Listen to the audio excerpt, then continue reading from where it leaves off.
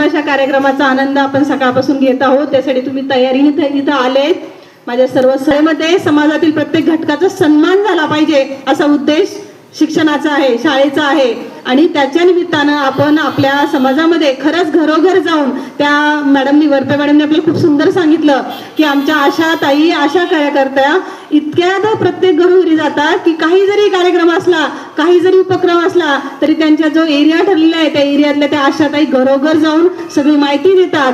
म्हणून त्यांनी सांगितलं की आमच्या आशाताईंचे वर्षातून 2दा चप्पल जोड, म्हणजे एवढ्या चपला त्यांच्या घासतात. थोडक्यात सांगायचं इतके परिश्रम त्या करतात. तर खरंच त्यांच्या कार्याचा गौरव झाला पाहिजे असा विचार माझ्या मनात आला. तरी अशा युक्त्या काय येतात ह्याच्याबद्दल मला खूप अभिमान वाटतो. आणि आपल्यालाच असा विचार का यावा बरं, आपणच कसा त्या दृष्टीने विचार करावा बरं, ह्याचं मला खूप कौतुक वाटतं. आणि खरंच आपल्या या सगळ्या म्हणजे या विचारांचं, ह्या कामाचं आणि ह्या आलेल्या संधीचं आपल्याला सोनं करता येतं याच्याबद्दल म्हणजे मी सर्व तुमच्या सर्व विद्यार्थ्यांकडून मला ही प्रेरणा येते. माझ्या सर्व सहकार्यांकडून ही प्रेरणा मला येते. समाजातील वेगवेगळ्या सिच्युएशन